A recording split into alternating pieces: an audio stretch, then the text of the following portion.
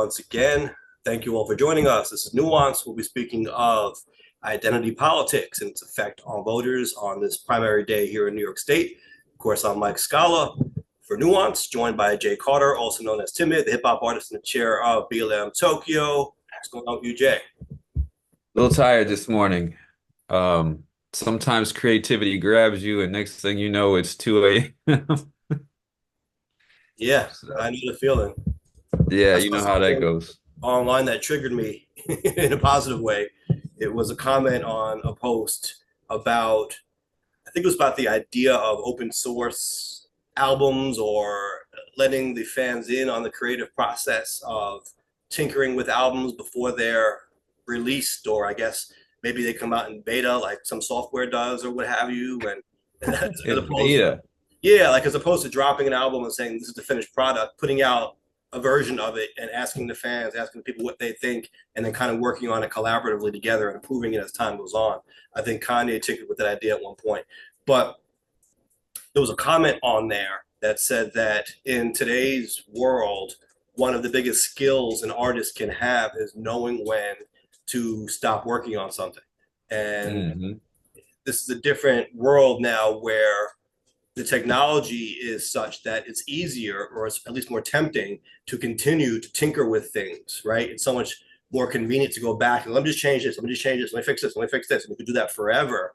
Whereas back in the old day, it was analog and it just wasn't as easy or as convenient to do, and maybe even more cost prohibitive in many cases. So now, with the technology being so accessible and in the palm of our hands at all times, we're tempted to continue to strive for perfection, which is the standard that one can never truly reach. And at a certain point, you need to say is good enough. That's really hard for an artist to do, I think, especially when you're a perfectionist, right? To say it's good enough. You always want it to be better and better and better and better. But then you can do that forever and never put anything out. Absolutely, absolutely. That was was that the top line instead of the bottom line? Top line? So Oh, of the I was just yeah, maybe instead of the top bottom line, line. is it? What's the top line Yeah, this week? Well, yeah. we're also joined, of course, by Sheba Abraham from the League of Women Voters. I know you've been doing a lot, Sheba, right, Yeah. in Westchester County? No, Dutchess. Dutchess. Okay, even further up. Yes, Dutchess County. Yes, and yesterday we had Read the World finally um, reached its end, and I wouldn't say end, but it came to a where as semesters, it came to the semester end, and and it was a highlight because the students that won the Jeopardy competition. Assemblyman Jonathan Jacobson was in the program to give the students their certificates of merit, which was the highlight of All right. their moving up ceremony. And that took place in Poughkeepsie. The elementary school is Clinton Elementary School in Poughkeepsie. And they held the moving up ceremony at Poughkeepsie Middle School. So it was really, really moving. One parent couldn't stop crying. She was so Oh, excited. wow. Yeah, yes. Well, that's nice. And I hope that you guys will continue doing that great work up there and maybe even expand it to other areas, right? Yeah, yes. Yes, it was a pilot. It was a pilot program that started out in Clinton Elementary School, and it was a success. So, Okay. um, being that it was a success, hopefully we can move it to other districts, areas in the All right. state. Excellent. Well, speaking of successes, I guess it's going to be our victory party because I will officially, as of today, be reelected to the Queens County Democratic Committee. And Oh, I look forward to another 2 years on the committee. Hopefully, we can get some good changes done at the county level here in Queens. I, of course, Congratulations. thank yeah, you. congratulations. Yes. I, of I've been course, keeping, say it again. I was going to say, I've been keeping up what you have been, the progress you're making in Queens, which I think is great.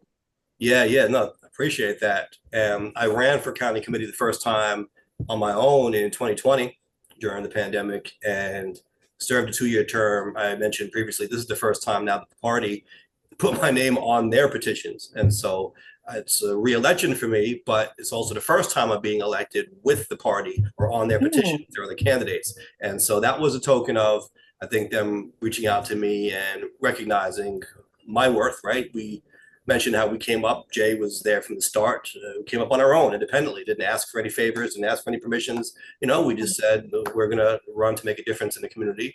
And it's maybe a bit of a struggle or learning curve or whatever, however you want to describe it, trying to get people on board with this idea of coming in without asking for a blessing. But we did it. And this is the first year that, as I said, my name is on the party petition. So, it might be a symbolic thing, but it is meaningful. Great. Yeah, that's awesome. Congratulations. So, thank you. When we finish this podcast, I'm going to check my master's. I don't want to discuss it too much now. We've got a lot to get into on primary day here, but I do have my latest revisions in my email. I got to check them. And Jay, I know you and I were talking offline about this. I'm using this mastering engineer because he's really good. I've worked with him before, and we got to a point before where I thought the masters didn't come out too harsh. Now, these past few ones that he did, I thought they were getting back to that harshness that was a little too much for my taste. Now, I know part of it is because I'm biased. I've been listening to these mixes for months at a lower volume. And so now when they come in at this higher mastered volume, my ears automatically go, whoa, whoa, whoa, that's too much, because I'm just so used to hearing it lower. So that's part of it. But I've been very honest, I think, in my assessment of comparing it to other similar style music. And I think that's really the key. When you're going back and forth about how loud, how harsh, what kind of sound do you want with your music, with your final product, you want to compare it to, I think, similar style music. Yeah. And this engineer was saying, which is true, and like I said, he's a very credible guy. I respect his work a lot. He does great work. But he was saying that now, currently, music tends to be mixed or mastered at a higher level, harsher, so to speak, more jarring even level, right? Yeah. Loudness war, it's really age old in music, but it's really taken to a new level now. But the thing is this, even new music that comes out from more lyrical type artists, I think artists in a more similar vein as to what I'm trying to do, don't quite sound that loud. So I don't think it's a matter of, well, new music is always louder or harsher. I think it's maybe that style of music that's popular now tends to be mastered that way. But that doesn't mean that it has to be. I mean, for example, the new Eminem that came out last week, not that loud. The new Nas, Right. previous 6 Nas albums that dropped since 2020, not that loud. So it isn't just new music post 2020 is always loud and jarring. It's the style of it. You know what I mean? And I want mine to be, it's more lyrical. I want it to be more clear. I want the words to be more clear. I don't want it to be like, rah, rah, rah, where everything's all like a muddy, loud mess. That's not what I'm going for. Yeah, no, I've had a similar conversation with someone that mixed my previous single. Yeah. And it came back and it was very it lacked some warmth. It was Right. kind of harsh, and it's like, yeah, I'm not really with that. And like, well, this is kind of what the modern thing is. I'm like, yeah, but this is not what this is. So Right. like, Right. And see, that's so kind of what I took exception to. I understand that the more prominent style of hip hop now is that, but it isn't simply a matter of new versus old. It's a matter of the type of subgenre, if you wish, or the style of the hip hop that you're trying to do. right, the People are feeling switching that back and forth between, for example, Jay-Z, Nas, Kanye, Eminem, Common, Most Def, any of these artists that are spitting lyrics and, in a similar type vein as to what we're trying to do. I don't want them right, to, oh, whoa, whoa, whoa, this is too loud, because, all right, maybe some of the stuff they're listening to comes from the 2010s or 2004, yeah, whatever. But still, these are the artists that they're listening to now, and many of them are still putting out new music and they're still current. And right, I want my music to sit in that zone, right, in that space. I don't want it to be jarring when they go back and forth between mine and theirs. They're probably not listening to the stuff that they're trying to make it sound like. That, you know what I mean? That right, listening to me. I'm probably not listening to those artists. So why would I want my music to be mastered at the same level as that? right. And that feel doesn't if they're listening to something mastered that way, it's a certain type of style, a certain Right. feel that comes from that. Right. So it might not even fit for people's Right. ears listening to that, and they're like, "Oh, wait a minute, this doesn't sound like what it's supposed to be Exactly. because it's not this Exactly. feel." You know what I mean? Like if you're listening to boom bap that's really like crispy and high. You're like, there's something off here, right? It Right, doesn't have that right. warmth. It doesn't have that Exactly, fullness exactly. to it. And that's how the beats are. That's how I recorded it. That's how I mixed it to have that warmth, right? And so when Right. it's mastered, all turned up in your face to the point where it kind of sounds almost muddy, distorted in a certain way. Right, right. Then you lose all of that, and you feel like, well, what the hell did I just work on for the past year? It's like it's all gone. You know what I mean? Like you just throw my work out down the toilet. It's like, no, I want it to come out. I want the finished product to reflect the work I've been putting in the right way. Right. You know what I mean? Like not just change the whole thing up at the last second. All So right. And ultimately, any mix or master, any sort of decisions they make, it's more of a creative decision. Like there is no one way to do it. It's right, how you envision the right, result to be. right. Because, you know, even right now, you listen to a variety of things are mixed and mastered. A different engineer is going to mix it a different way depending on their ears or the Yeah, direction of the project. So it's all really about what it is that you want your finished product to sound like. exactly. And I've dealt with engineers who just couldn't get it right, and they would send it back to me every single time. And it's like at first they're very accommodating, and they say, "Oh yeah, whatever you want, I can do it. Yeah, I can turn it down." It comes back, "Nope, still too much. Nope, too much." After like the fifth, sixth, seventh time of that, they start getting very upset, and they're like, "I don't know what you want from me." It's like you're just not getting it. I'm just hearing it as too harsh. I'm sorry. It's hard to find someone who's not going to make it too harsh. I don't know why. Right. Well, I mean, you should call up like Pete Rock or Premiere or All right. something. Well, but here, okay, so check this out. The reason why I'm using this guy, and again, we did get to a point last year where it was in the ballpark of where I wanted it, so I'm trying to get it back to that level. But the reason why I'm using this particular engineer is because he was recommended to me by a bad boy producer.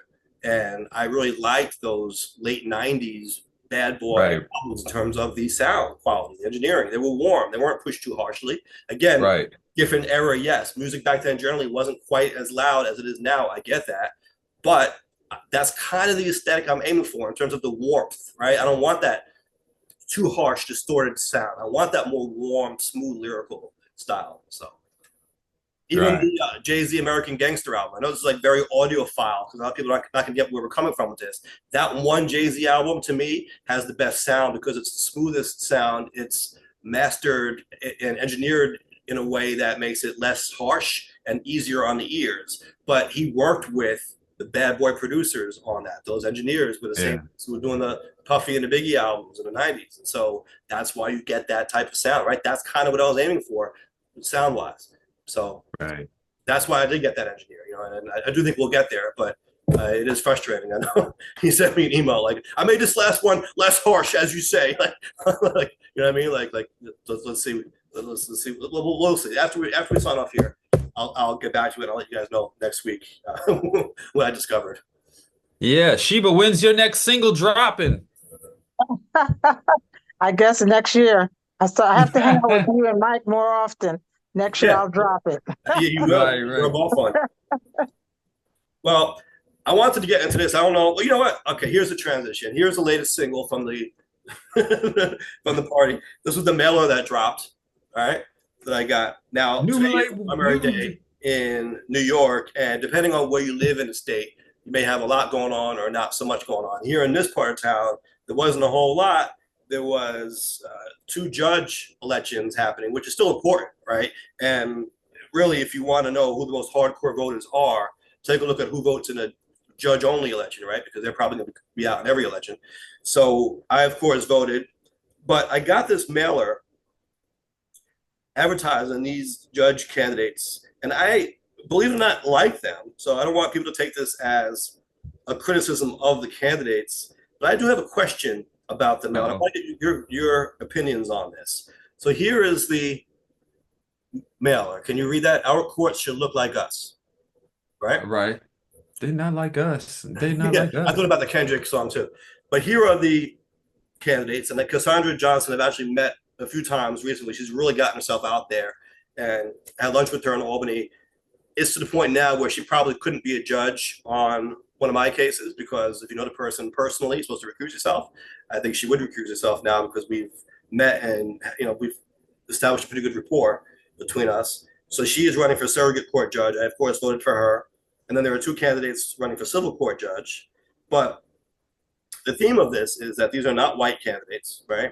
And they're saying they want more diversity on the bench, and that's all good. I mean, some people might disagree with that, but I think overall, you know, I don't think there's a problem with that message. But the phrasing of our court should look like us, I'm wondering if you're not a person of color, that might make you feel excluded and drive you away.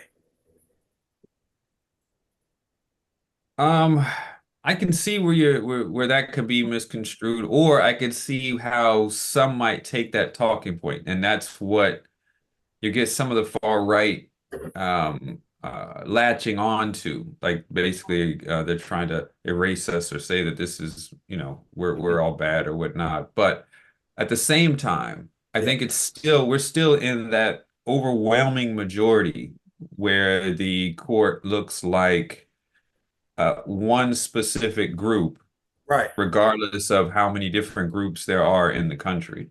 Right. But when it says like us, and I think you hit on it there, misconstrued, right? Because I think people might misconstrue that to mean it should only have people of color on the court and not be diverse and truly represent the diversity of the world. There can also be, you can also look at, what do you mean by us? Is us meaning us as in the population? Exactly. Right. Which includes Yeah. white people and black and Right. you know, all of that. So us meaning us as a group, as a collective, not us as just one part of the collective. Right. I agree. And I think that's the whole discussion there. I think that us as a collective is probably what they were going for. In fact, if you read this more, you can look at the text here on the back. It says, "Dear neighbor, we celebrate Queens for its rich diversity in ethnicity, culture, religion, and even lived experiences. It is what makes this borough unique. Our courts should reflect the diverse backgrounds of the 2.3 million residents who live here. When our bench represents the values we hold near and dear, we know we can expect the highest level of integrity, fairness, and impartiality. We are fortunate to have a high caliber of candidates to choose from." This comes from Greg Meeks, actually the Queens County Democratic chair. So if you read that paragraph, he really is saying that Queens is so diverse and the bench should reflect that diversity. And I don't think most people would have a problem with that messaging, but I'm just wondering if that phrasing of our court should look like us might turn some people off. And I know some people are going to say, oh, well, you're only being sensitive to racist concerns. No, there are people who are well-meaning people, I think, who might see this and think, I guess they don't want my vote. I guess I'm not included in this, right? I think some people might take this. Yeah, I guess some would, but I think their mind state would be in the wrong. If you're listening, if you see that and you're thinking it should look like us or the diversity, and you're thinking, oh, you're excluding yourself, then it means that they are centering themselves as the default. And it's like, we shouldn't, we're not included in this diversity thing. No, everyone, the diversity means everyone. Right. But here's the thing. Yeah, no, I agree with you. And I wouldn't be, I'm not offended by it, but I just look at it from a political. Yeah, no, I see what you're saying. Right. And I'm thinking, I wonder if this is going to drive more people away from the Democratic Party. But here's just why I think Sheba had something. Yeah, I'm going to give it to you, Sheba, in a second. But the reason why I think not just our court should look like us, I was like, well, why are you assuming that doesn't mean you? It's not just that. It's a combination of that and the picture of these three candidates. So some people might read this as our court should look like just these three candidates. You know what I mean? Right. That's well, I was thinking everybody wants to be heard. Yeah. So to me, when they say something like that, to me is that we should all be represented because we all should be heard. Yeah. Now, if those are the three candidates that are running, then yes, they're going to be put on that flyer. Are they the three that are running? They're the three that the party is pushing, and they have opponents. Right. Okay. Yeah. So that makes sense. But I think when you dive a little deeper, everybody wants to be heard. So the courts should look like us, and that us is inclusive. It's not. That's my take on it. It's inclusive. It's not excluding anyone. But do you think people might read it that way? Because that was my thought. Definitely. I don't know if this is the best way to phrase it. If you're trying to win, if you're trying to add people to the Democratic Party, or at least keep them from leaving, right? I mean, I Right. don't know. Is there a better way to phrase this that doesn't sound so divisive or look as divisive? Well, Sure, I'm sure there is. But I think that probably also gets to the heart of this opposition or this discussion around diversity is like, what meaning are mhm, you taking from phrases like we should be diverse? Is that Right, meaning that you're thinking that you know, certain groups shouldn't be included because there's too many, or you know what I mean? Like, right. Yeah, I where's know what where's you that mean. division? What are you discussing it here? Right, When in reality, we should be looking at that as queens. We should look like people in right, Queens, everyone. right, that's exactly what I was going to ask. Would it be yeah, better phrase to say something like that? Our court should look right. like Queens looks, or the people of Queens, or something like that, instead of just I like think us. I think if you're going into it with this mentality that Uh-huh. you're going to take it, you're going to misconstrue it as it is there, you're going to misconstrue that same phrase, Right. even if you put this should look like Queens, because you're looking, Mhm. this should look like Queens, and you're looking at the picture of the three Right. candidates there and assuming like, oh, Yeah, this is what Queens looks like, so I'm not considered Queens either. So I think yeah, Yeah. the person is going to still get that Maybe, yeah, some people will, but I think yeah, that maybe weeding out more people with that racist type or ignorant type mindset, right? I think all right, yeah. maybe building a bridge a little bit more to people who are, like I said, well-meaning, who, maybe aren't that What way, but district is it? prone to some of that messaging as being too divisive. Go ahead, Chiba. What district is that in Queens? This Is is that a Queens. This is Queens just wide. Queens? Yeah. Okay. yeah. So Well, Yeah, I think we should not have that as our first assumption, uh-huh. right? That exclusionary message. The first thing we should look at is the positive message of it. And Right. not just, I'm talking about people in general, yeah, instead of Uh-huh. automatically jumping to whatever the divisive is or the defensive position is.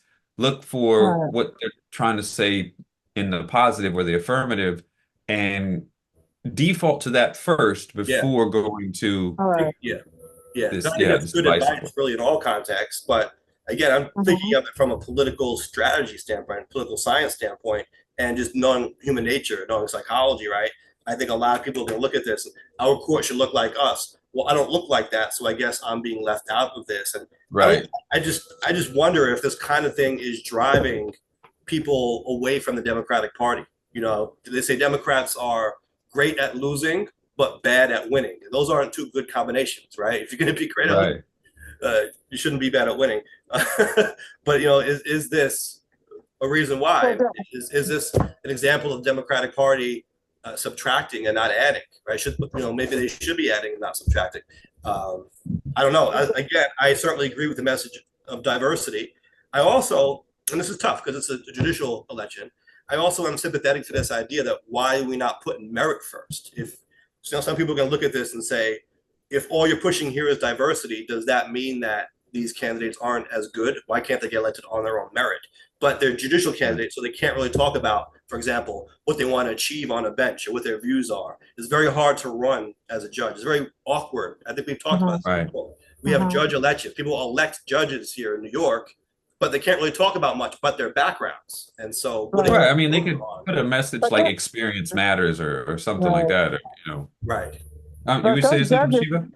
I was going to say, don't do those judges have a um, background in terms of how they rule in their courts? Well, you can look at that, but they're not allowed to campaign on that. Like they can't campaign and say, I would vote this way on a certain case or something like that. You know what I mean? Right. You look at the history, Right. but Cassandra Johnson, as I mentioned, she is running for surrogate court judge. She is a judge currently. She's on the Supreme Court in Queens, but she's running for surrogate court. So it's a different type of court. She'd be doing different type of work. And so you could look at her record as a Supreme Court judge, though to be fair, who's going to do that? Which voter is really looking up cases that judges have decided at the local level? I think that's basically unheard of, if we're being honest. But you could do it in theory, but Right. even that wouldn't necessarily tell you how she would be in the surrogate court because it's a different type of court. Uh, Yeah. but So then her thinking would give you some kind of insight.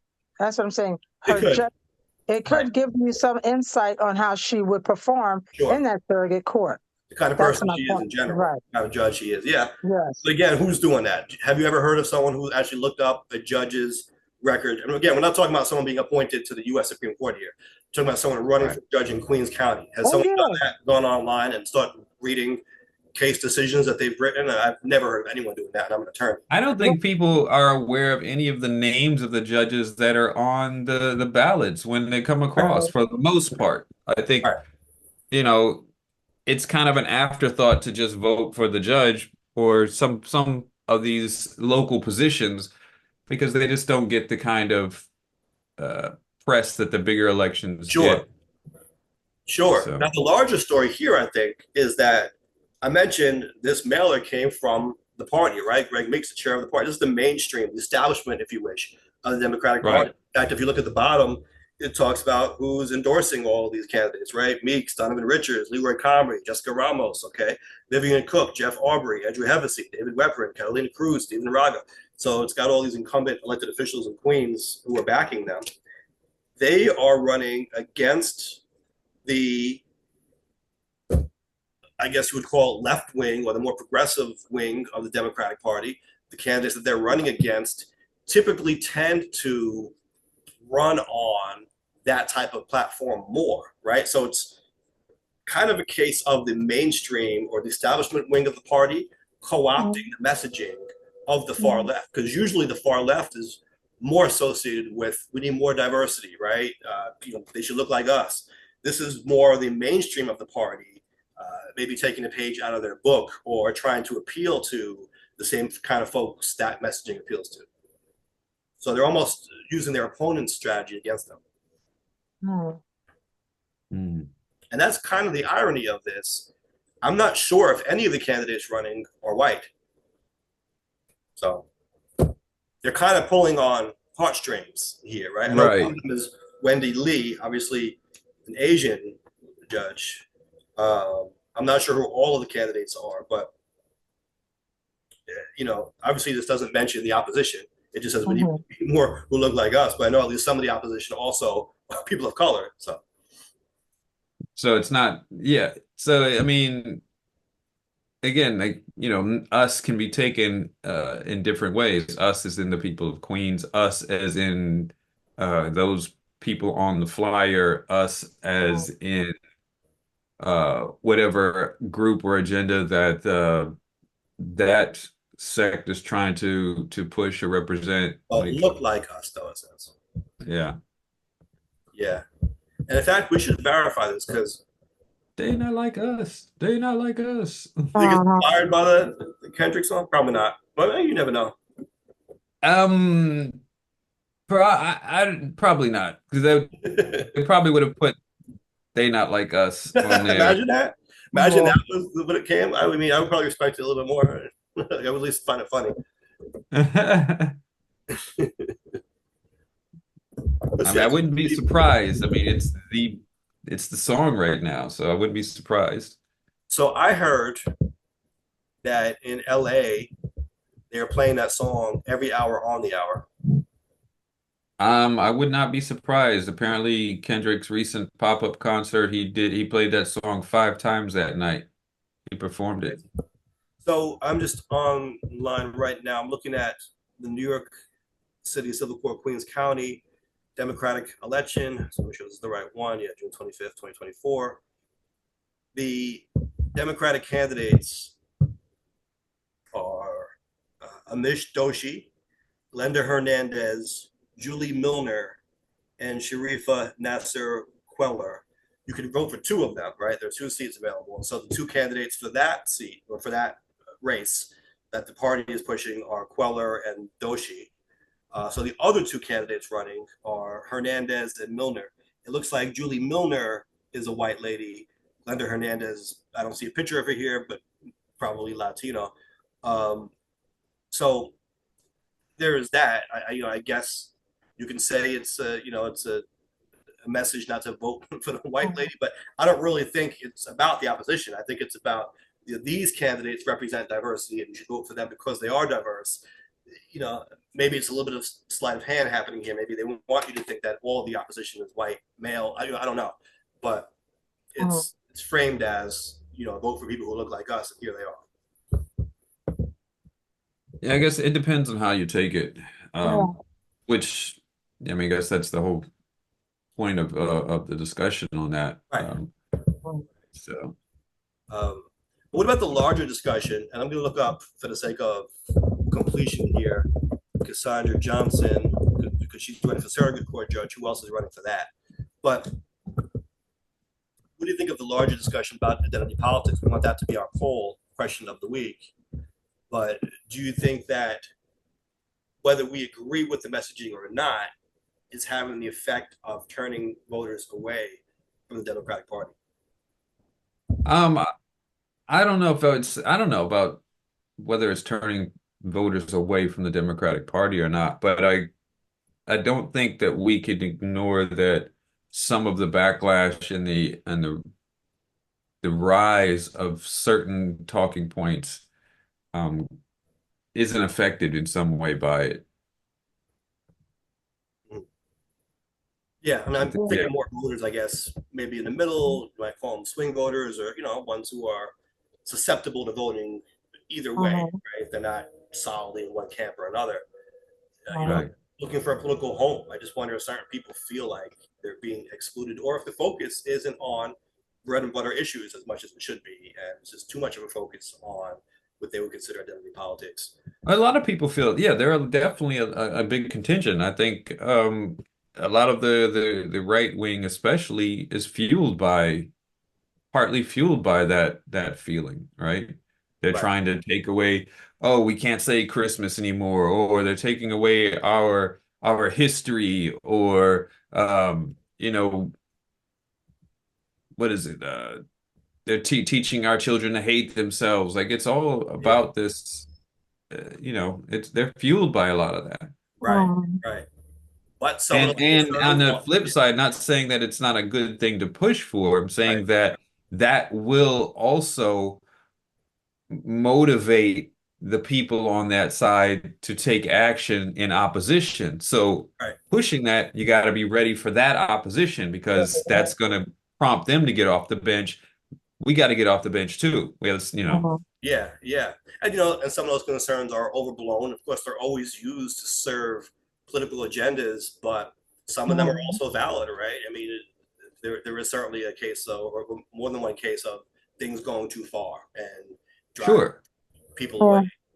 And maybe some of that is justified even. So, I think if we're being honest, we need to know when to rein it in. And we got to win. If we want to affect these positive changes we're talking about, we have to win elections. And so I think that should always be in our heads. How do we add and not subtract to our base? So I just wanted to say, I mentioned Wendy Lee. So she is the candidate apparently on the Democratic side. I should have taken note of this because I went to vote earlier, but I was really focused on the candidates that I was voting on. But Wendy Lee is the sole candidate running against Cassandra Johnson in the Democratic primary for surrogate court judge. And so both women of color, right? So I don't know if our court should look like us as it relates to that race is directly applicable, but I don't know if they necessarily want you to know who the opponents are either, right? It's just it's a good feel-good message for some, I guess, and maybe not for others.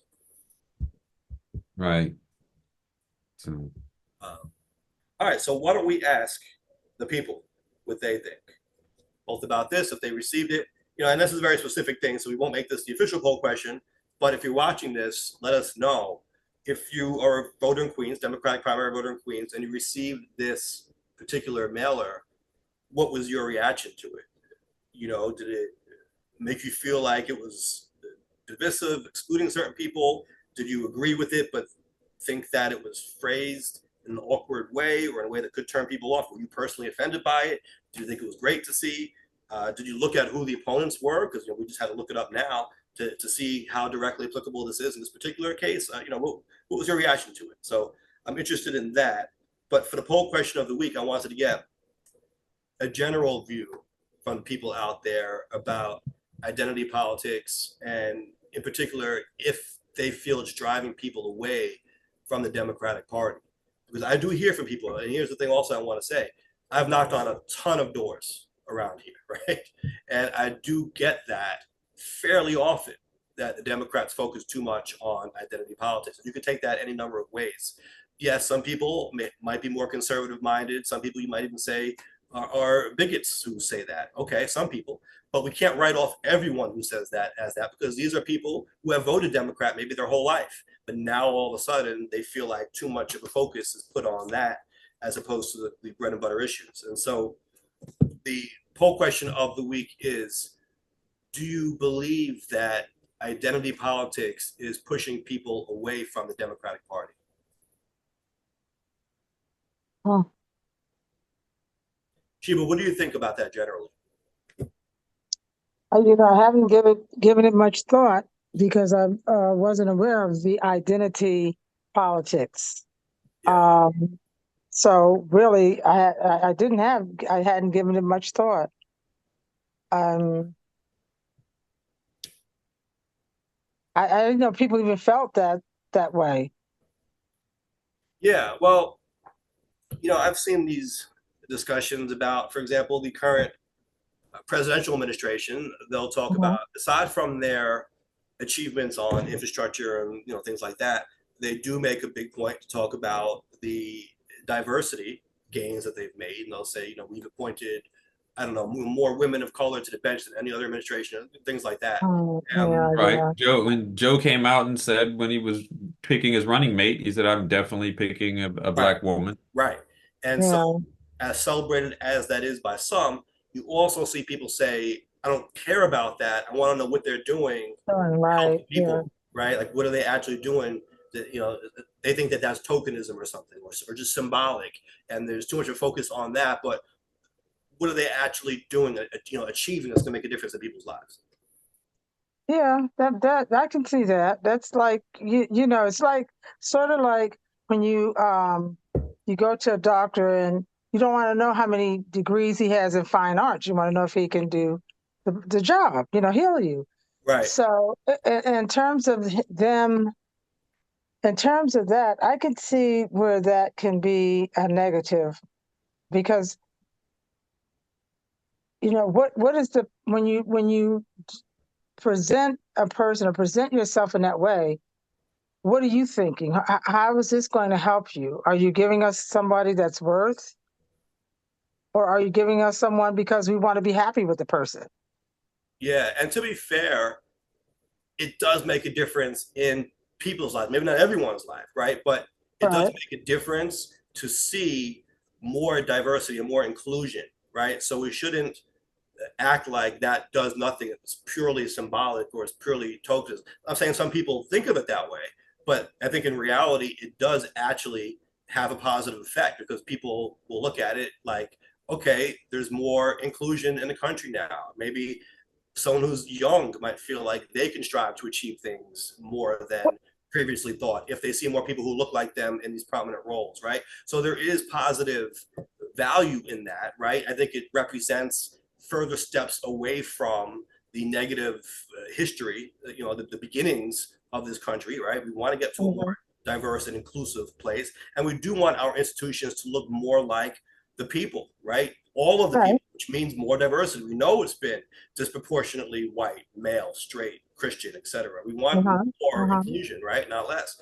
Yes. So that does make a difference in people's lives. Let's not downplay that. Let's not act like it doesn't. Right. But I'm also looking at voters' reactions to all this. And there are a lot of people who just feel like there's too much of an emphasis on that, and it's almost a distraction from real issues.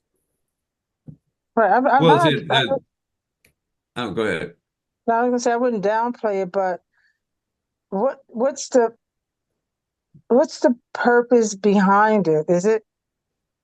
Yeah, well, I have a lot of. I have Let's some talk. Let's questions. talk. Ask your questions. Let's talk. Let's talk it Right. out. What's you? Is it? Are you doing this because you really want to represent the country? Or are you doing it because it's going to attract the people that you need to get you further along? It can be twofold. Do you think? Will I get the votes from the people I need, or is this person So, well, you know what? Yeah, that's a good question. I think some people do look at it like that, and they say things even when I think it's wrong, when it's not accurate. They'll say this policy, for example, is only designed to bring these types of voters into the fold. You hear Uh-huh. that about, right, immigration. That often happens, right? Anything that's done, Right. if you give immigrants rights, it's talking about voting rights or whatever. Whether you agree with it or not, you'll often hear, "Oh, that's only being done so Democrats can get more votes," or whatever. So that does come up, and I think there's a lot of cynicism generally in the country, and so they look at everything in the most cynical way possible. Kind of understand that to a certain degree too. So even when it's inaccurate, that feeling I think does exist.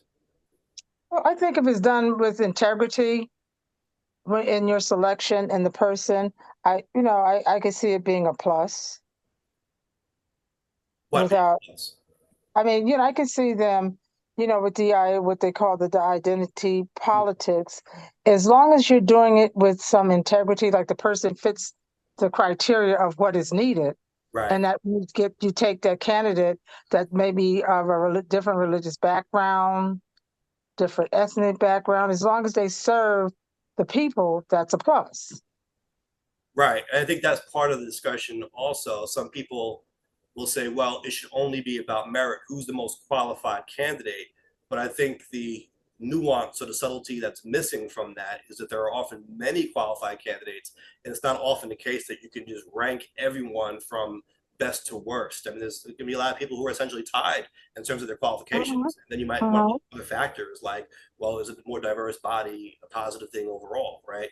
But I think a lot of people miss that nuance and they think that there's always going to be a right answer and a wrong answer. And sometimes people are put into positions who are clearly the wrong answer on their merit, but it's done just for diversity alone.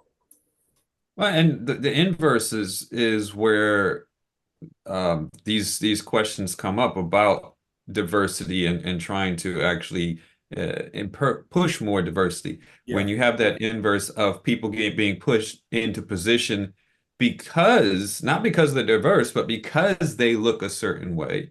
And that Mhm. creates this body that looks all one group. And so this is where things like diversity agendas come into play, where they're trying to break that up. I mean, that's how we get a lot of our institutions, right? They look a certain way, or jobs, for example, or these types of things. Right.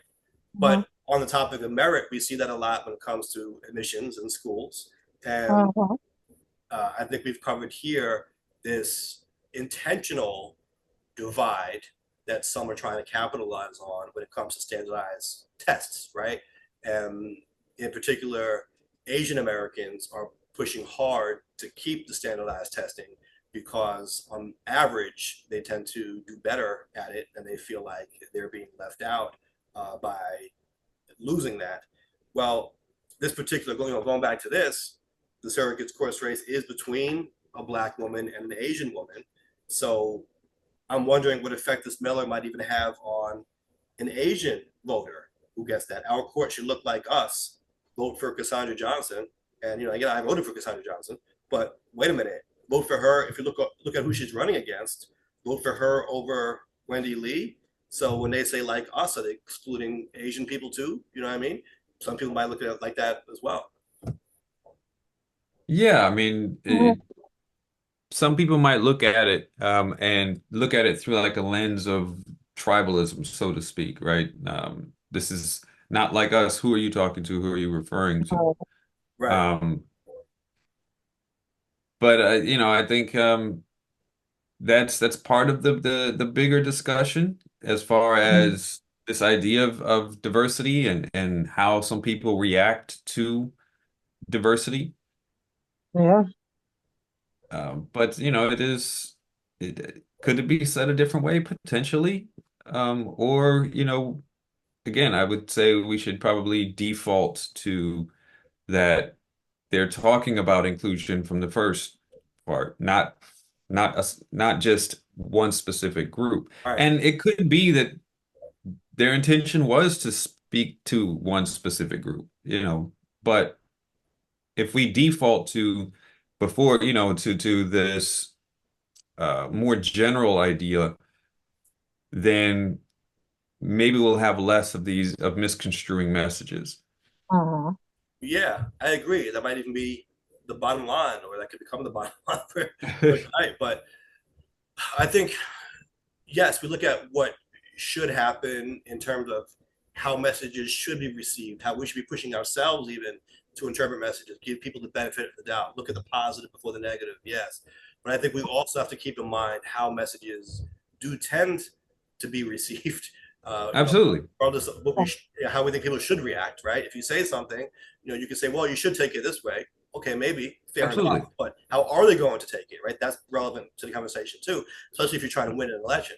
Now, look, this is Queens. I am not saying that the Republican candidates are going to win here, although it's possible. We've seen upsets happen in Queens recently. It can happen, but 2024 presidential year, in the general election here, I don't think these candidates are really at risk of losing. So I'm not saying this particular election. I'm speaking more broadly, though, about the messaging and how this might be received. So if you're a Democratic voter, for example, in Howard Beach, where I am, and you get this mailer, okay, maybe it's not going to do anything for this election. But are you going to take this and go, oh, here they go again. They're up to their old tricks. This is the politics, right? This is the divisiveness. This is Some people are going to take that regardless. Yeah. Well, are too many people going to take it that way? Is the question. Is it going to, for example, now have a negative effect on our local elections in November for other seats, or next year for that matter, in the future, right? Is it going to just drive people away from the Democrats? I can't answer that, or if that's happening in that way because of it. I wouldn't know if that's the case. I know it's probably some of it can be fuel for the other side, Right. but you would hope that Democrats get that message. But we know that not all will. There's varying levels of it. We saw it, when campaigning in certain areas, and they didn't want the Latino guy on our team on his porch, even though these are Democratic voters. Like, so this, yeah. Yeah, and that element certainly exists also. And I think Sure, they might be a lost cause. I mean, maybe they vote Democrat sometimes, but I think, I don't know. I don't know if this message is really going to make a difference with them because they're probably already not voting. right. People who are more on the margins, or maybe who do usually vote for Democrats, I'm wondering if some of them might be lost to this type of messaging as well. Well, Mike, are people leaving the Democratic Party in droves? Has it Well, a lot? What's the percentage? It certainly is happening. I mean, look what happened in 2021 in New York City. Now you have more Republicans in the New York City Council than perhaps at any time in history. Certainly more than we've had in the past decades, right? You're seeing that. You're seeing even in Queens, in certain areas, Republicans winning where they weren't before. And so it happens. Look at what's happening nationally, right? I mean, look what happened in 2016. Even this election now going into 2024 is very close. We got the debate on Thursday, but it's very, very close despite one of the candidates being a convicted felon. Why is that, right? We really need to, I think, take inventory and ask, why are these elections so close when they shouldn't be? Right. Yeah, there's something that's influencing that, a multitude of factors, I'm sure, but analyzing that and looking for ways to curtail that is probably a good idea. Yeah. Now I want to move on to the most talked about election, probably in the state today, certainly the most expensive one. And if you watched TV over the past month or so in New York, and probably this whole tri-state area, you've been bombarded with these commercials about Jamal Bowman and George Latimer.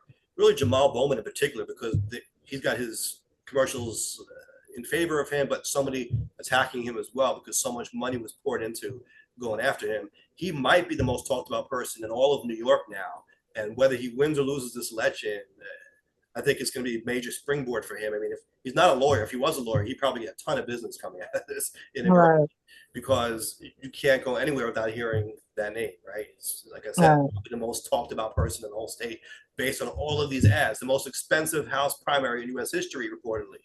And a lot of this has to do with the conflict in the Middle East, right? Israel and Gaza, Hamas. You're seeing pro-Jewish groups, pro-Israeli groups pouring money in against Congressman Bowman because he positions himself as more anti-Israel. Of course, been on the ceasefire tip from the beginning.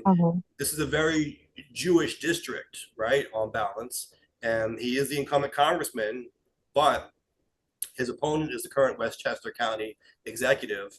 He is taking a more, they describe it as moderate, but certainly a more pro-Israel stance, comparatively speaking, in the Democratic primary. And that is why so much money and effort is being spent on this primary. Again, you got the pro-Israeli groups in particular pouring in millions of dollars. And from what I saw, it's looking like George Latimer is the favorite. He's likely going to win. We'll see. Polls closed in an hour here in New York. He's likely going to win this primary. And that's interesting because it would be the first time a member of the squad in Congress lost the seat. Jamal Bowman is part of the squad, part of the far left progressive movement. And is he part of the squad? He is. The squad, it's those women. Well, go look it up. I have seen him described as being part of the squad. He, I know, is or was. Oh, okay. Yeah, I guess so.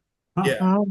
So that in itself, again, maybe this has more to do with Israel and Hamas than anything else, maybe. But that in itself, I think, shows you perhaps the shifting mood of the electorate, right? The Democratic primary, and maybe for the first time here, one of these squad members loses their seat. I don't know if it's a shifting of the electorate more than this is just a very hot button issue that has been around for a long time. We're talking about this Middle East, specifically Israel and Palestine, is a very divisive issue. Sure. And there's the pro-Israel lobby and supporters are really heavy in New York. I mean, the biggest Jewish contingent of population outside of Israel is in New York City. So are there more? Yeah, I've heard a stat before. I don't know if it's New York or the US. I've heard that there are more Jewish people here than in Israel. I think it's the second. I think Israel still has more, at least from what I remember before, unless it's changed. I think, yeah. Yeah, we should do a fact check on that. It might be the US overall, maybe not just New York. I'm not sure, but I think you're right. I think I might have heard also that New York in particular has a second population. So, well, actually, wow. Countries with the largest Jewish population, United States, 7.3, Israel, 7.1. So there are more in the US. But that's right. That's on the whole. But I think Florida and other states, yeah. Yeah. So it's going to be a very contentious issue in New York. There's a heavy Jewish population, so there's going to be a lot of I'm sorry. I was going to say there's going to be expected support, heavy support for Israel, even though there are also a lot of Muslim population in New York. However, I guess the whole thing with religion and the nationality gets muddied in this conflict here because it doesn't necessarily have to be or should be a religious thing, but it tends to be as well. Well, there are a few points here. I mean, number one, yes, a lot has to do with this conflict, and certainly that's, I think, why so much money and so much effort is being poured into this particular race. But New York being heavily Jewish and the Jewish voting bloc being mostly Democratic, I don't think we should discount that this, at least in New York, represents maybe a shift in how voters are voting, right? Like a big portion of the New York Democratic voting bloc is Jewish. And so if they're voting a certain way for a less progressive candidate, that is noteworthy. Is it only about this issue? No. I mean, maybe it's largely about this issue, but that says something that on this issue, because the less friendly position to Israel is associated with the more progressive wing of the party, for better or worse. That's kind of how people break it down. So, it's kind of a blow or push back against that in a certain respect, but I also wouldn't reduce this entire election to just that one issue. I mean, I watched one of the debates that they had. They have differences in a few areas. I think Latimer is positioning himself more as a moderate in certain respects, although the messaging, which we can talk about in a second, is interesting too. But I think on policy, you see he tends to take a more middle of the road or nuanced, I guess, take. Bowman is basically going to do what squad members are going to do, right? Like you basically know what they're going to say on everything, right? It's those leftist talking points, it's the tweets. So you get up to there with in a debate with him, he's going to say that, right? You could you could put a robot there, it's not going to make any difference. It's going to be the same talking points over and over again. Latimer is, I was told by someone who watched it that they thought Latimer came off as much more informed and just, he basically ran circles around Bowman in the debate. And this is from a Bowman supporter. I didn't quite see it that way, to be honest with you. I thought they both did what they did. I think Bowman did what he was expected to do, which is just that. I think Latimer did what he was expected to do, which was try to take a more nuanced and well-informed position, and that's appealing to certain people. And the Bowman thing is appealing to certain people as well. So they both kind of played their cards the way that they should have, I think, for what they were trying to do. But I do think that the fact that it looks like, and again, we'll see in about an hour here probably, we'll see how this turns out. It looks like Latimer is going to win by a pretty convincing margin if you believe the polls. I think that does say something about the mood of the electorate in New York. I would probably attribute a lot of it to if his campaign and his talking points were heavily critical of Israel, or often critical of Israel, especially right now. When we're seeing things like, people trying to introduce legislation where you can't even criticize the country. And we know how strong in New York, particularly, that pro-Israel lobby is, the Jewish religion group is. I think that's more indicative than overall progressive policy. I think it has a lot to do with it, but I wouldn't reduce the entire election to just that. Again, there are other issues that they're discussing here. But I think it's one of those sticking point issues. No, absolutely. It has a lot to do with it. But yeah. And it's hard to say if you were to remove that issue. Let's say that wasn't an issue this year. Who would win then? It's hard to predict that, right? But I still think it would be competitive, and because of messaging like this associated with, again, this particular mail that came from the mainstream wing of the party, what you might call the Latimer wing in that race, right? But it's more associated with the Bowman side, right? With the more progressive side. And so I think that does play a role in this. I'll say this on the topic of Latimer. I did work with him, so I'm a little biased. When I was a legislative director in Albany, I was there at the same time as him. He was a state senator at the time. He later became Westchester County executive, now running for Congress. He's very successful. I always thought he was great, kind of quiet, wasn't a very boastful man. He sat in the back of the Senate chamber and never really was very flashy or tried to call too much attention to himself, but he was very smart, and you could always depend on him to be an intelligent voice in any conversation or debate. When it came to policy, I think he's very qualified as a lawmaker, right? So to see him go to Congress, I think would be a good thing for the state and for the country. But on a personal note, I think the first piece of mail I ever got when I got to my office in Albany was a note from George Latimer inviting the senator, who was Senator James Sanders, to his fundraiser that he was holding for his reelection at the time. And he said something like, James, be my personal guest tonight, George. And it, I guess, just made me think of him in a positive light, because I didn't know what to expect from the whole Albany culture and how other senators were going to be. And he just came off instantly as a very friendly, personable guy, and was always that way really during my tenure there. And so I always thought of him as an impressive person and lawmaker in particular. I think maybe lawmaking serves him better than being a Westchester County executive, because he does seem to have the skill set for that. So if he does win, I'm not going to cry about it, even though I'm not an anti-Bowman guy necessarily. I may not agree with Bowman on everything. I may not agree with Latimer on everything, for that matter. I do think that we will be in good hands with Latimer in Congress. But I wanted to talk about the messaging, aside from the Israel-Gaza issue.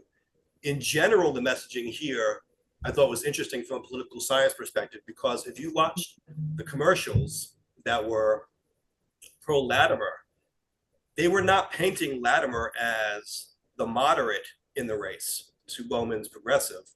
In fact, Latimer even used the word progressive. So I'm going to deliver progressive results. The attacks on Bowman were mostly that he attacked Biden and voted against some of Biden's signature legislation that he was pushing.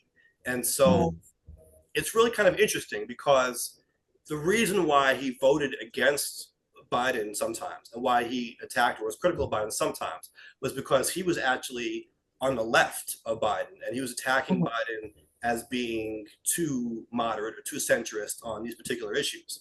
But if you watch the commercials, they present Latimer as progressive, at least in the language that they use. And they say you can't vote for Bowman because he only attacks Biden. So it almost makes it seem like Bowman is the Republican or the conservative in the race, and Latimer is the progressive. So again, maybe similar to this, it's kind of doing a flip and using the progressive attacks against the progressive candidates.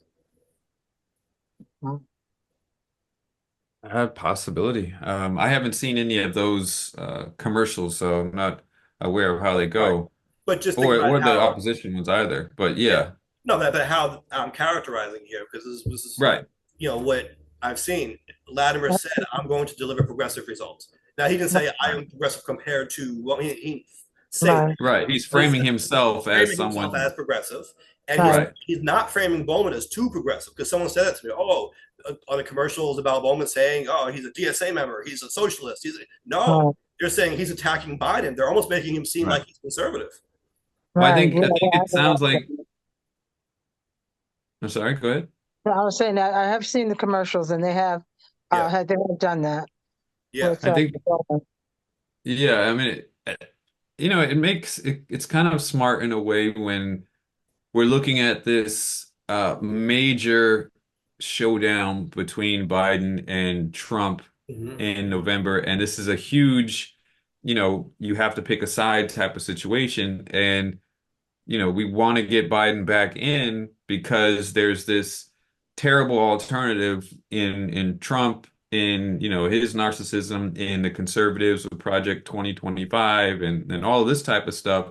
And so painting Bowman as being against Biden will be kind of a strategic leg up for Latimer, saying, well, look, he's not even with this program that we're trying to get with. Right. We've got to win in November because our country, democracy's at stake, and this guy is not even, this guy's not with the program. So, I'm with the program. So. And you know what? And some people might look at it as misleading in a certain way, but there is validity to that message as well, right? Because you have to win. To get these things done, you have to win. And so if you're going to stand in the way of progress, are you really the progressive candidate? Right. And what you see at Latimer, he seems to be more progressive. He seems to be the one that's going to do what the people would like to see happen. That's interesting, Sheba. Did you watch the news earlier? Because someone said that same thing on the news. No. Interviewing voters on the street, and someone said that they were voting for Latimer, I believe it was Latimer, because he is going to vote for what his constituents want and not what he thinks is the best thing. Right. And that's what he seemed to be. No, but looking at, hearing some of the commercials and listening at some of his talking points, that I can see the person saying that, because that's my perception of him. But another thing, what happened with Bowman is that he did this. They had a campaign rally where he invited Osaka. What's her name? Ocasio. Okay. And Ocasio-Cortez. Right, and he was using profanity, and she came up on the stage and she took her hair out and started swinging it all over the place. So that says a lot. Does it say a lot? What does it say? I mean, it says. I mean, if I'm conservative, Hmm. I would look at that on a negative side because she Well, they stepped hate her away. anyway. I don't hate. Oh, who hates her? The conservatives, she's the demon Oh, woman for conservatives. I don't look at her as I don't talk. Well, I'll say that she's not my favorite. But anyway, Yeah. the way they were doing this campaign rally was kind of negative. I Well, it, I didn't see all of that. I did see a very small clip of that on the news, I guess, where he was very brash. It just sounded like, I don't know, maybe a version of the Dean scream. Remember that when Howard Dean ran for president and they said he yeah, screamed at night this whole campaign? Yeah, yeah, but it was, I guess, along those lines a little bit, where he was just very loud and brash. He just seemed fired up. Now, I don't yeah, know. Yeah, I guess that's the maybe way I I didn't see put it. enough of it to get a very negative impression. I just thought, oh wow, this guy's really fired up. I Well, wouldn't I make a guess voting decision based on him being loud at a rally. right, but Mm. I guess the maybe the way it was done. I'm not saying maybe it wasn't wrong for maybe his constituents and how she came up stomping up to the stage Right. and maybe that's their constituents and they're like, we got a pep rally. It's like being at a Right. pep Yeah. rally. Yeah. Exactly. So But you think that maybe it that's made Latimer look more dignified? I'm sorry. Think it made Latimer look more dignified, or at least Bowman look less? Yeah. Yeah. Yes. Yeah. Okay.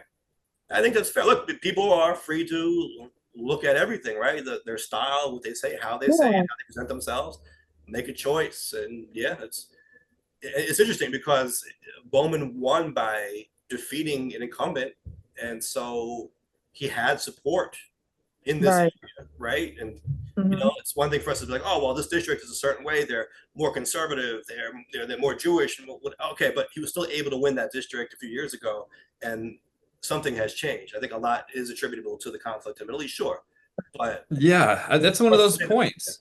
yeah, That's one of those non-negotiable points for a Right. lot of people.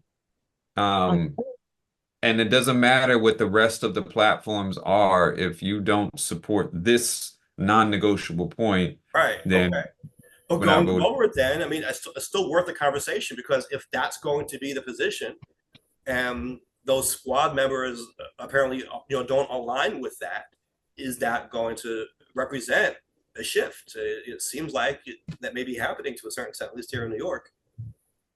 Yeah.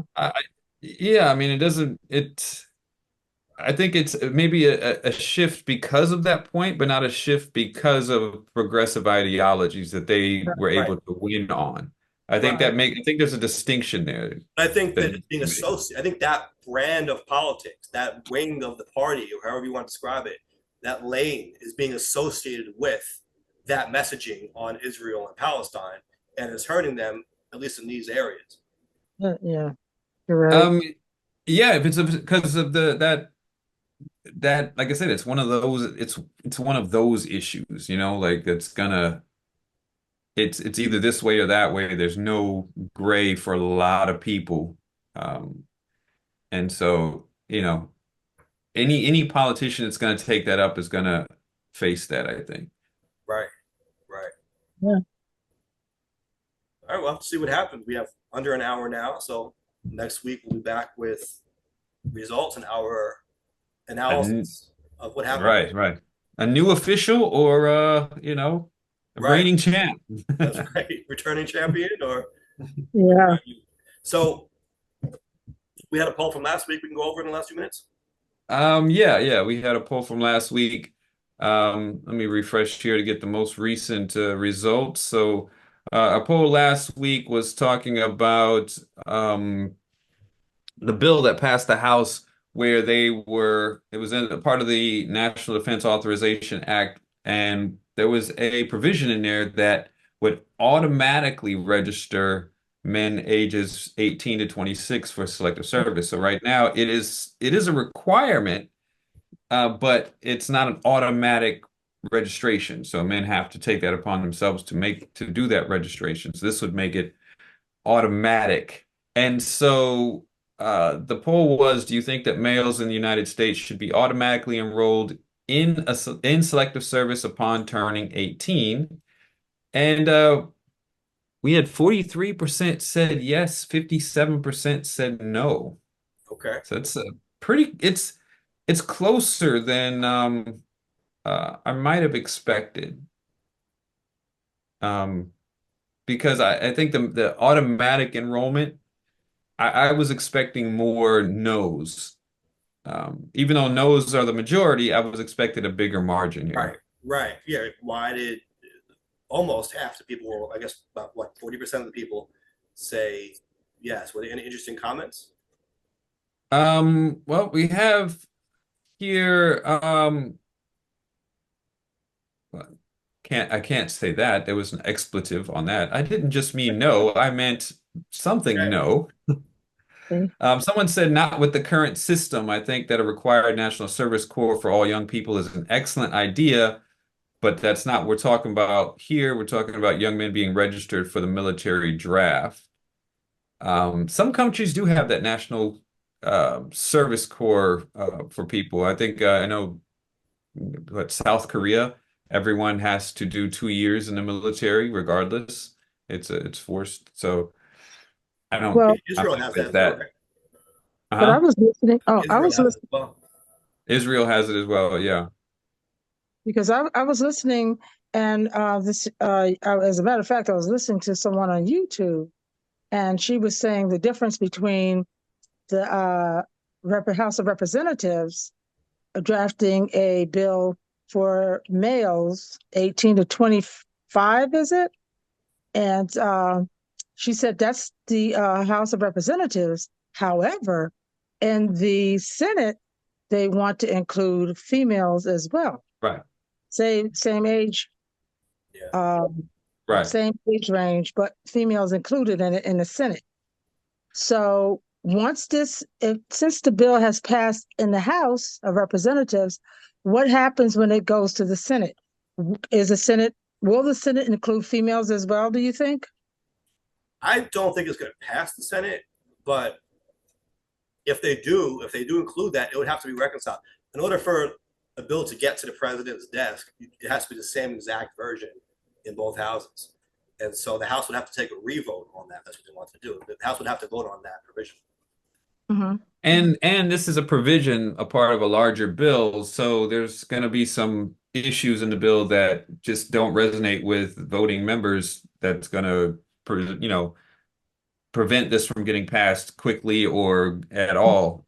So there's still some hurdles in that regard. I know online there was a lot of misinformation around this, where some people, the a lot of the social media doing what social media does and saying that, you know, now this is law, like Right. everyone has automatically registered when it's not there yet. This is just a bill that passed the House, and Mhm. Right. whether it's going to get any further or revised, we don't know. So just the idea of doing that automation, and your point of people talking about registering women, that's also been another talking point that some people have had, where people are talking about, in this discussion over equality and feminism, no one ever brings up, oh yeah, campaigning, we want to be part of the selective service too, and it just never comes up. Um, Yeah, that's a little unfair, though. I don't know. I always find that to be a manipulative argument when people make that flavor of it's argument. sure, That somehow feminism is undermined by women not having to compete physically the same way men do. I mean, there's still different physical differences there, and it's Mm-hmm. I to try to put that into the category of feminism. well, there are women who are serving in the military and in Sure, combat situations. right, it can happen, Right. but to say that somehow that you can't have feminism or equality, unless women are forced to do the same things physically that men have to do. I mean, there are still differences in the bodies, generally speaking. Of course, there are exceptions to everything, but I Oh don't think yeah. that's a matter of feminism. Well, I don't Right. think that matters in this regard, though, because like I said, there are still women who are in combat. And so that means that women are capable of being put into selective service. And for it be required that only men age 18 to 26 be registered, you would Just think because, that hold on a people second, pushing that equality would take up a point like that. But no one wants to be drafted into the military. So just because there are women in combat, does that Right. mean that women on the whole are as suitable for combat as men? Well, Mike, I are could you see. saying they're not, Mike? Well, no, but I understand what Mike is saying because my father he was in the Korean War. He fought in the Korean War. And some of the things that he described to me and the things that he saw, I don't know if it's suitable for women. And that's my opinion. I, Sure, sure. I I'm don't just know. talking about the physical differences between Right. Yeah, I understand, men but that's what I'm and women. saying. Even in the And physical and subjecting, it's mentally, like when they say, well, then there shouldn't be a woman's division in sports, or especially when it comes to physical activities. So you but, should have to be tackled by men or have to box men to have feminism or equality. I mean, I think that's ridiculous. right. But I understand what you're saying, Mike. But I'm just saying as a whole, as a whole, and this is, like I said, this is my opinion. And I'm not Mhm. trying to, Yeah. I don't know mentally and physically women could really handle that. I don't know because of him describing what he saw and what the men did during that time. Well, during training, I mean, they'd I be mean, you just trained had the just waves and the like, wax. You had I'm the sorry. waves that were you had the wax, what they would call for the army. There were Hmm. names that they give, and you had the waves was for the navy. You always had women there, but in Right. actual combat and because to me, when you say that selective service and you automatically drafted, they can call you anytime. Is that correct? It not exactly. So selective services tends to be used. It hasn't been used at all. But the idea is when in times of extreme need, when our volunteer military is not enough, and we need to bolster those numbers, then they can to look to Right. people in And the you can be selective called service at any time. roster. Right. Yeah. Right. It needs to be a Yeah. national emergency, right? Such Right. that the military that we have is undermanned, or in this case, underwomened, I guess, Mhm. underpersoned. But then you would need an act of Congress and the president, in theory, right, to action. Right. So another comment here was in opposition to um,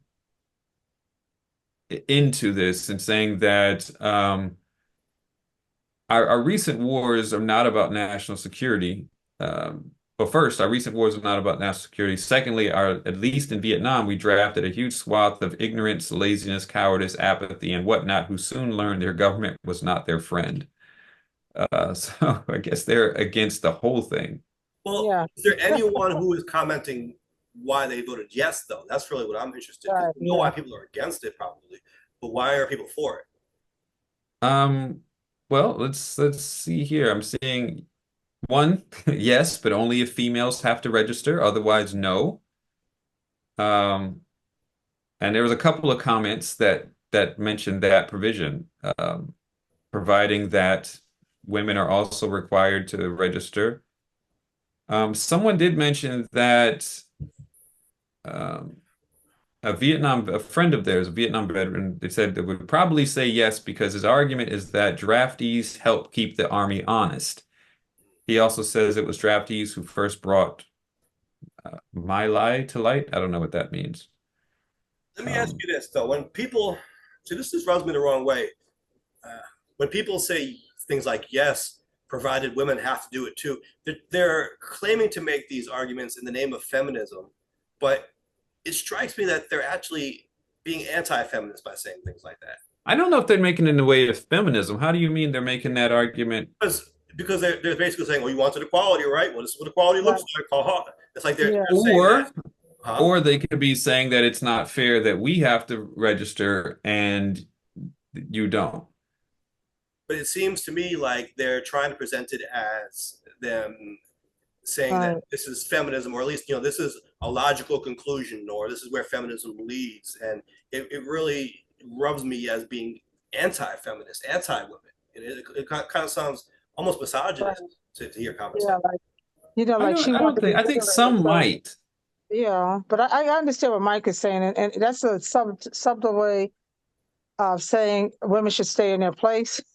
Kind of. Well, Yeah, some right. I agree. Some will, yeah, some take that position and they'll use it and they'll say it in a mocking sort of way, like, oh, well, you wanted to be, but Literally. it could also be, people looking at it and saying, well, this system is unfair. Why do I have to sign up and basically put my life on the line and you don't? Like I have no choice in the matter. And to be You know, fair, this doesn't have to mean combat, right? I mean, you could be right, drafted into the military and not be in a combat role at all, right? You could Right, that's true. do a number of You things. could do right, desk duty. Yeah, desk duty.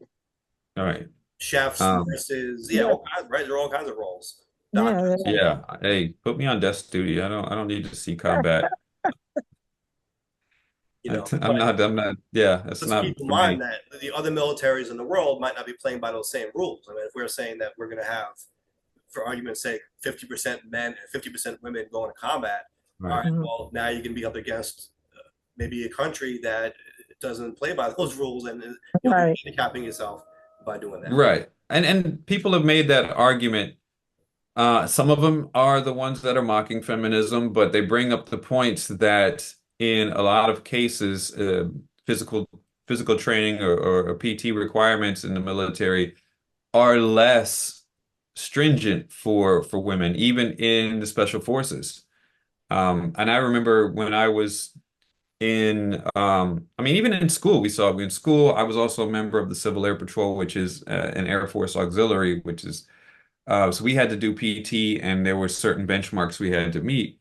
And, women were always had to do less. So like, for example, if men had to do, I don't know, I'm just making up numbers here, like, 10 pull-ups, like women had to only do like 3 or 4 and they could use help, you know. If we're talking our military soldiers going into combat zones, that could be, some people make the argument that could be a detriment to our forces, weakening their ability by saying, well, we're going to allow some who have passed a lower standard to get into combat situations, and that could be an issue. Right.